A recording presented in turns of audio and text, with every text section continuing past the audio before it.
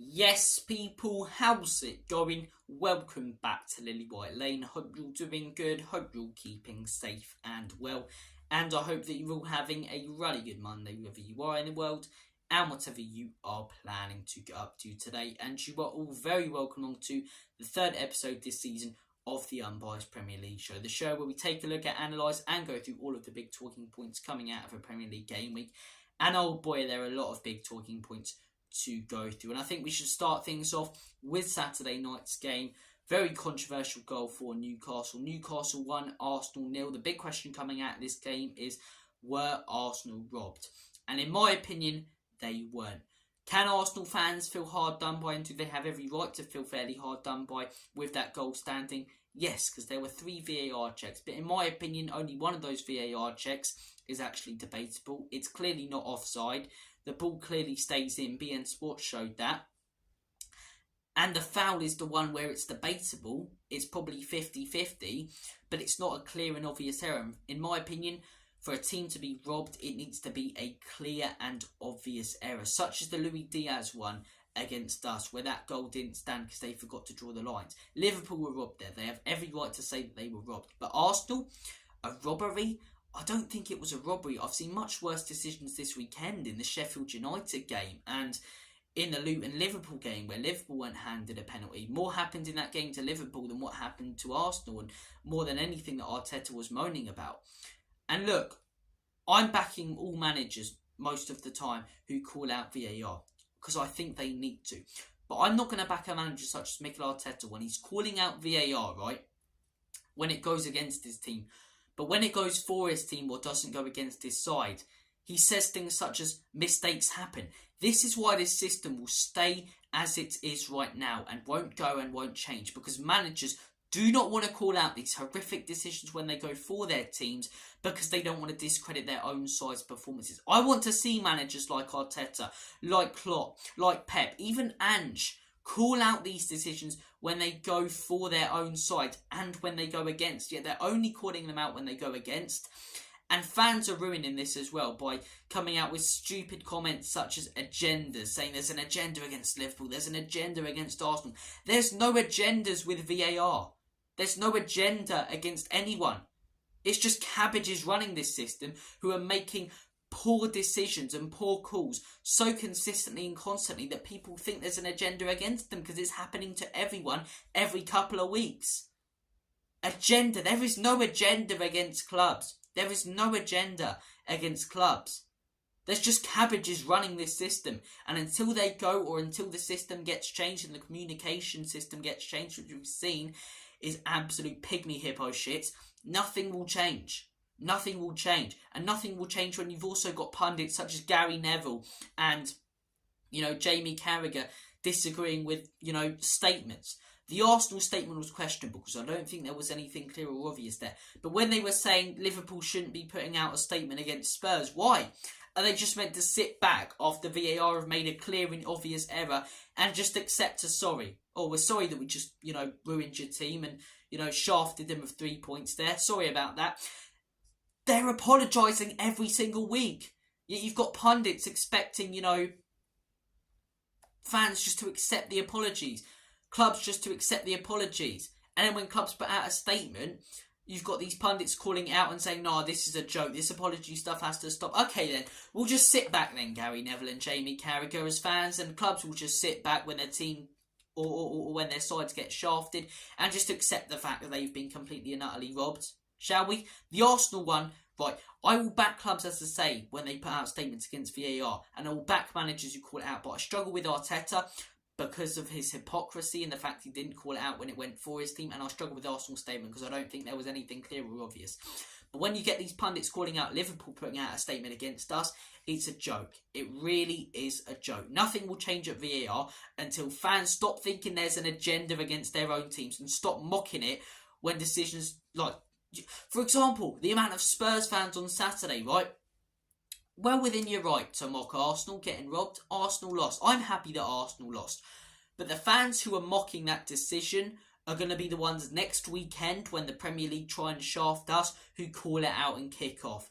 That's where the hypocrisy is. Fans, managers, clubs aren't calling out these horrific decisions when they don't go against their side. And that's why nothing will change. We need to come together as a whole, as the football community, as football fans, Spurs fans, Arsenal fans, West Ham fans, every Premier League fan, every Premier League manager, and call out these decisions every single time they happen. Because nothing will change until we only call them out when they affect our own clubs. And I've gotten passionate there, I've gotten angry, but we're just seeing the integrity of our sport, of our game being ruined week in, week out. Yet we're not saying anything about it until it affects our side.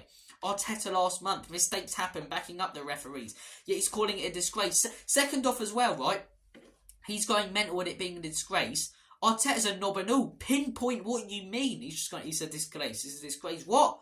What part of the goal? The foul? Okay, fair enough. I can sort of understand where you're coming from there. But the ball out and the offside aren't a disgrace. And the reason he didn't there is because he's worried that if any footage emerges of him being wrong, he'll look like a donkey. The Arsenal side of things this weekend, I disagree with VAR.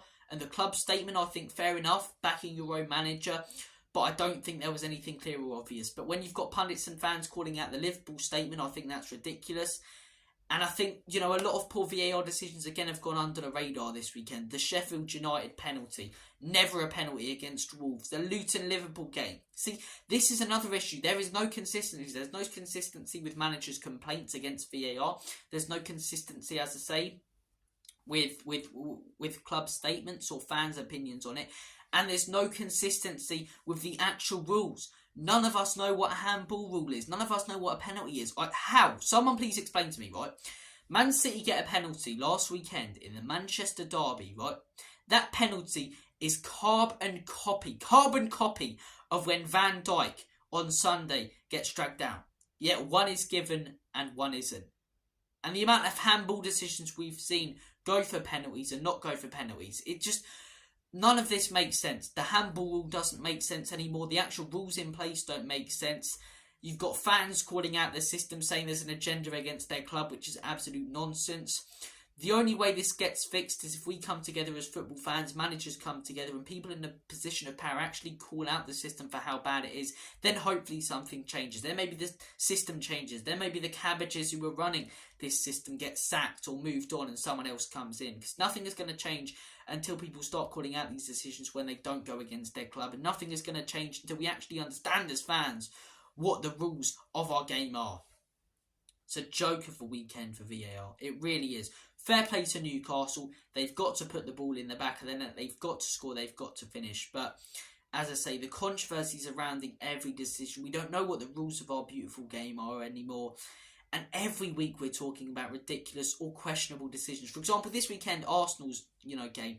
I don't think that was a blatantly obvious and disgusting, disgraceful decision. But it's a questionable decision. I thought the whole point of VAR and the reason we brought it in was to have no more controversy, to actually go, okay, that's a penalty, that's not a penalty. These are the rules, you follow the rules. That doesn't happen, but we don't know what the rules are. The handball rule, we don't understand what it is.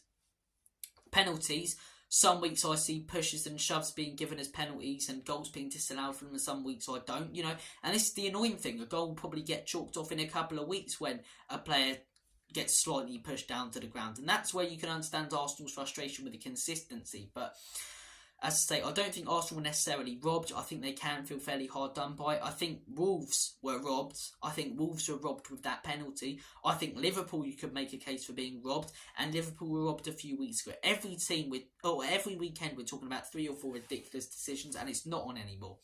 It's not on. It's ruining the integrity of our game. Pundits and people in a position of power won't call it out properly as they should. And yeah, it's just so frustrating. It's so frustrating at this point. But look, as I say, fair play to Newcastle. Huge win for them. Of course, as a Spurs fan, I'm happy to see Arsenal lose. But controversy every weekend with VAR, man. Every weekend. I'm sick of it. I'm absolutely sick of it. But as I say, nothing's going to change until managers call out these decisions when they go for their team. But they won't, because they don't want to discredit their own side's performance. Nothing is going to change until pundits actually do something. Neville and Carragher every week. It's a disgrace. It's a disgrace, Gary. VAR has got to go. And then when clubs actually try and take a stand against VAR, they go, no, it's a disgrace. It's a disgrace. It's stupid.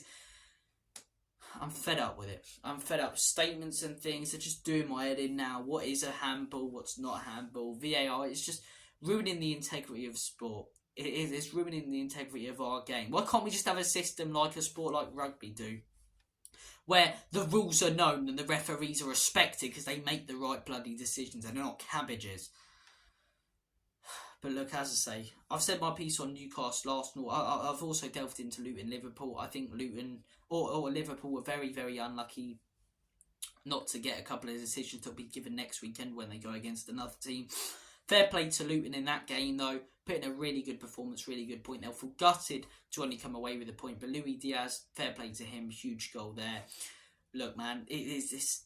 You have to take away your thoughts and opinions there and actually be happy for the bloke because he's gone through so much stuff that we couldn't even imagine, as I say. So look, thoughts and prayers with him and his family. But look, we've spoken about Newcastle 1-0. We've spoken about VAR. We've spoken about Luton versus Liverpool.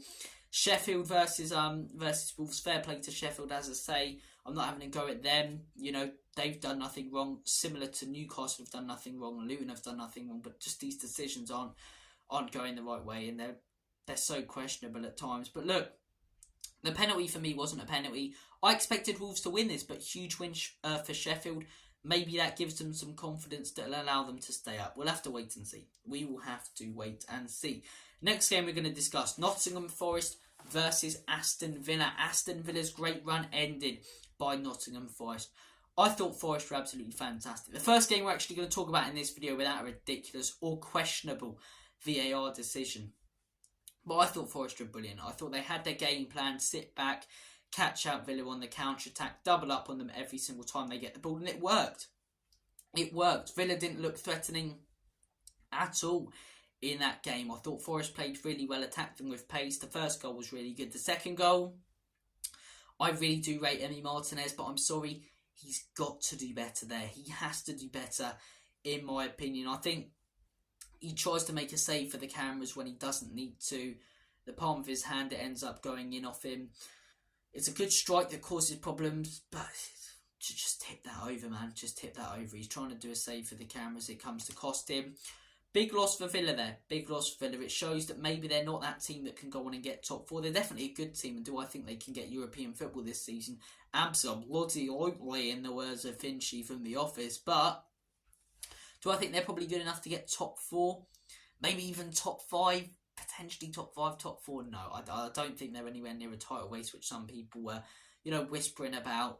I think they've played really well this season, but if they can get their away form right, as I say, they'll be that bit better because their home form's ridiculously good. They're so good at home. I think they've got something like 14 wins in a row there or something, and they smash teams at home. But away from home, as I say, not the best performance. Great, as I say, sound coming from the City ground. Stevie Cooper, Forest got their tactics spot on. Fair play to them. They'll comfortably stay up this season. Good team with a good manager. Manchester City 6, Bournemouth 1. Man City rip into Bournemouth, as I say, like I'm going to rip into a pie tonight when I do get one, because I am bloody starving. But Manchester City 6, Bournemouth 1. Yeah, City at their best. Last weekend, I've been a little critical of them so far this season. I don't necessarily think they've looked at their best, but last weekend against Man United, they were bloody brilliant. And yeah, on Saturday, Bournemouth defended well for the first 30 minutes, but once that first goal went in, the floodgates were open. And Bernardo Silva, such an underrated player because of how much they rotate their squad. A lot of players go under the radar there. And I know he gets appreciated, but nowhere near as much as he should be. The last 2 weeks, Bernardo Silva, he's been bloody outstanding. He really has. Fair play to him. And fair play to City. Bournemouth, Iriola to be sacked potentially as the first guy. We'll have to wait and see with that. I thought they actually played quite well against Burnley. A scandalous VAR decision there, but that won't get talked about because it's a smaller team. But yeah, Man City 6, Bournemouth 1. Clinical Man City. Haaland in my... I had Haaland in my fantasy team. He started against Bournemouth at home. I triple captained him and he got 6 points. 6 points! City scored 6 goals. They scored the same amount of goals as the man who I triple captained. Joke. But look, fair play to City. I'm sure they don't give a monkeys about my fantasy team. In fact, I'm sure I know that they don't give a monkeys about my fantasy team. But yeah, fair play to them. Manchester United 1, Fulham 0. they weren't lucky in this game, Man United. I've seen a lot of people going, lucky, Man United. You create your own luck. They caused problems and they got their goal, but they weren't good.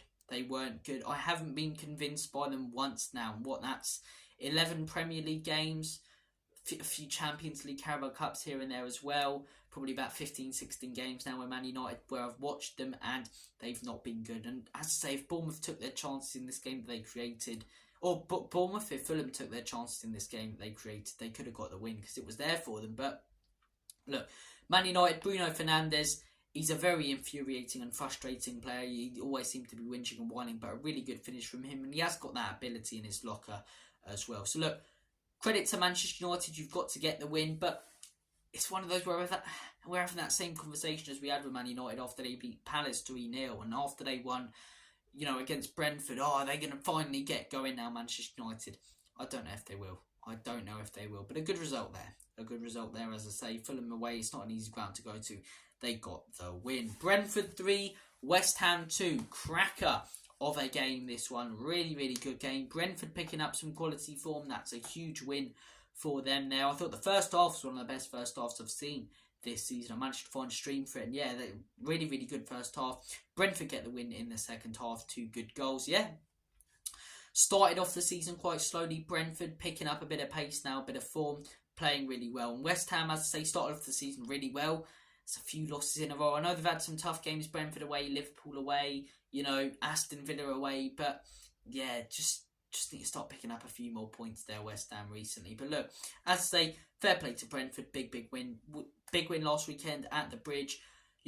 Despite them not being at their best, Chelsea this season, they still played okay, and Brentford need to get a win there. So fair play to them, and fair play to them this weekend against West Ham. Everton 1, Brighton 1. Everton, do I think they'll stay up now? Yes. At the start of the season, where they lost 3 home games in a row to bloody Fulham, Wolves, and I can't remember the third one. I think it was Luton. I thought they were destined for relegation. But their home form's picked up, their away form's picked up. And against a good side, which is what Brighton are, they put in a good performance, in my opinion. Defended well, made some big blocks. Probably unlucky not to win it. I thought they were quite unlucky in the Merseyside derby as well. They're a good side. They are a good side. And I do think they will stay up now, Everton. They're picking up some good form. I think that's 5 wins, 1 draw and 2 losses in their last 8. So good record for them. Brighton, I said it would at the beginning of the season. That Thursday, Sunday is starting to bother them a little bit. Not too much, but it is affecting them. They're not the same team they were last season with the fluidity, injuries, as I say, because of European football. Yeah, I predict Brighton probably 9th or 10th this season, to be 100% honest, which is what I did at the beginning of the season. But look, as I say, fair play to Everton. Brighton need to pick it up again. Hopefully they get through the Europa League group stage and win that competition. It'd be good to see. But look, final game we are going to talk about. Burnley 0, Crystal Palace 2. Not the best game. Good win for Roy Hodgson. I couldn't believe his Roy Hodgson. I know he's got a lisp himself, but it doesn't mean I do. But yeah, good win for Roy. I was very shocked by his comments about the young players after we beat them. But yeah, got those young players playing on Saturday. Quite a comfortable win. Burnley are absolutely dog, aren't they? I'm really shocked by them. Out of all the teams that came up, I think Luton have been the best. Burnley, they've not been good at all. And now with Sheffield winning, they're on the same points as them. Not good enough from Company, not good enough from Burnley. These are the sort of games, Palace at home, that you need to be looking at winning after a tough start to the season. And they're not. Good win for Palace. Burnley, a shambles. And there you go. We've spoke about VAR, ranted on about that, and the 3 games that it did link to with Newcastle, Arsenal, Luton, Liverpool, and Sheffield United versus Wolves. We spoke about the rest of the games. We're going to be speaking about Spurs-Chelsea tonight. Match reaction out as soon as possible after the game, 30 minutes to an hour after. So stay tuned for that on the channel. Thank you for watching your Unbiased Premier League show. You guys have been awesome. I've been Robbie. Take care of yourselves. All the best. And as always, come on you Spurs. In Big Andrew we trust. Enoch and Levy out.